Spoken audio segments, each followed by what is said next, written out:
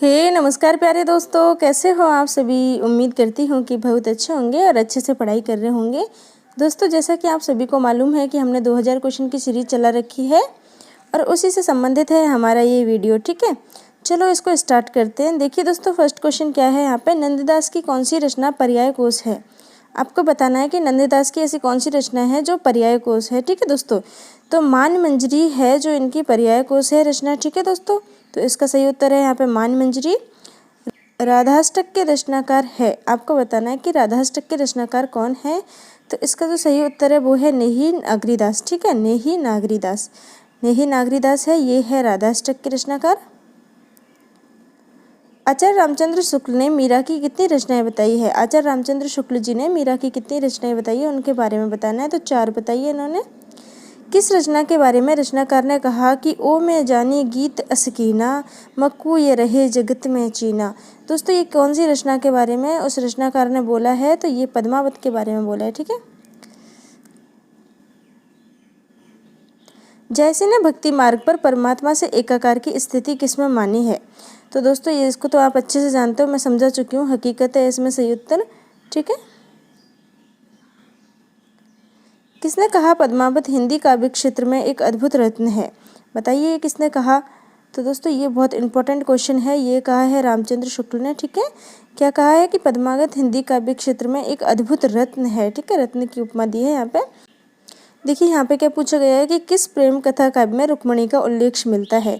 तो बताइए दोस्तों, कौन से में मिलता है रुक्मणी का उल्लेख, पद्मावत में, मृगावती में, मधुमालती में या चंदायन में। तो आप सभी को मालूम होगा कि मृगावती में मिलता है। ठीक है दोस्तों, भारत में कितने सूफी संप्रदाय है जो प्रचलित है। 2, 3, 4 या 5। तो दोस्तों 4 सूफी संप्रदाय है जो भारत में प्रचलित है। ठीक है, 4 सही उत्तर है इसका। किस प्रेम कथा में नायक लोरक है। बताइए कौन सी प्रेम कथा है जिसका नायक लोरक है। ठीक है, तो चित्रावली का, ज्ञानदीप का, हंस जवारी का या चंदायन का। तो चंदायन सही है इसमें उत्तर। ठीक है, रहीम कृत बरबे नायिका भेद की भाषा क्या है। रहीम की जो रचना है बरबे नायिका भेद, उसकी भाषा है वो क्या है। अवधी, ब्रजभाषा, सदुक्कड़ी या खड़ी बोली। तो अवधी है इसकी भाषा। आचार्य शुक्ल के अनुसार सूफी पद्धति का अंतिम कवि कौन है। आचार्य रामचंद्र शुक्ल जी ने सूफी पद्धति का अंतिम कवि किसे माना है, नूर मोहम्मद को माना है। किस प्रेमाख्यान में नायिका रंभा व नायक सोम के प्रेम का चित्रण है। दोस्तों, कौन सा ऐसा प्रेमाख्यान है जिसमें नायिका रंभा है और नायक सोम है और उनके प्रेम का चित्रण किया गया है। तो ये किया गया है रस रत्न में। ठीक है, रस रत्न में। शत प्रश्नोत्तरी के रचनाकार कौन है। बताइए दोस्तों, कौन है शत प्रश्नोत्तरी के रचनाकार। तो ये आपको मालूम होना चाहिए कि इसका सही उत्तर है वो है मनोहर कवि। ठीक है दोस्तों, मनोहर कवि सही है इसमें। कौन सा प्रमोक्षण जैनाय नमा से आरंभ होता है। आपको बताना है कि कौन सा ऐसा प्रमोक्षण है जो जैनाय नमा से आरंभ होता है। ठीक है, चिताई वार्ता है, माधव नल काम कांदला है या प्रेम विलास प्रेमलता की कथा है या फिर है रूप मंजरी। तो सी ऑप्शन बिल्कुल सही है इसमें, प्रेम विलास प्रेमलता की कथा है। ठीक है दोस्तों, देखिए दोस्तों, इस क्वेश्चन का मुझे किसी ने कमेंट में आंसर भी पूछा था, लेकिन मैं कमेंट का रिप्लाई नहीं दे पाई, उसके लिए मैं माफ़ी चाहती हूँ। लेकिन आपके सभी कमेंटों का मैं रिप्लाई दूंगी, मुझे उसके लिए वक्त चाहिए। अभी मुझे बिल्कुल भी टाइम नहीं मिल रहा, बिल्कुल भी, मतलब। पर मैंने देखा स्क्रीन पर कमेंट आया तो मुझे याद रह गया, इसलिए मुझे पता है। उन्होंने मुझे पूछा कि जान कवि का नाम ही नियामत खान है क्या। तो मैं बता नहीं पाई वहाँ पे, पता नहीं क्यों मुझे कुछ काम था।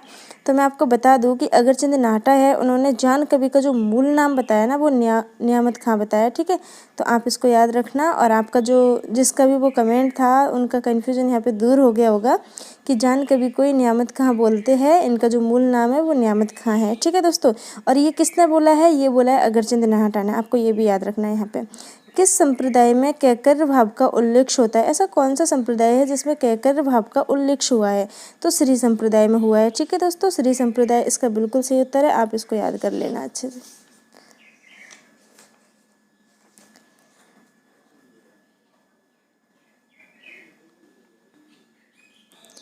कौन सी विशेषता सूफी काव्य से बेमेल है, मतलब कि गलत है, इससे मेल नहीं खाती है।